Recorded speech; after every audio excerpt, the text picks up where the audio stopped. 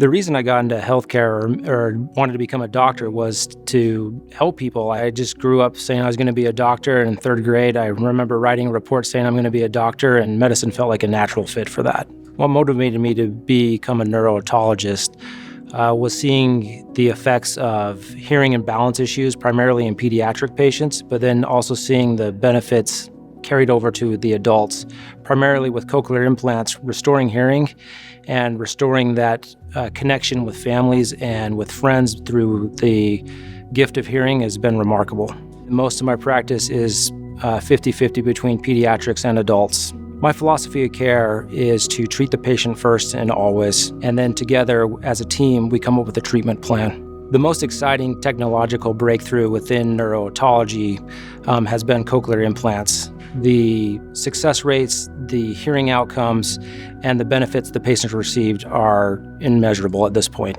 I was able to see a child with congenital hearing loss due to a malformation in his inner ear. And based upon his testing, he didn't have any hearing in his ears. And we're able to perform a cochlear implant bilaterally, meaning in both ears. I received an email 3 years after his cochlear implants that he was in the spelling bee and it took first place.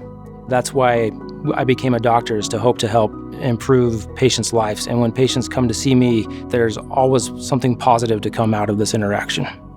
I'm Jonathan Hatch. I'm a neurotologist practicing at Intermountain Health.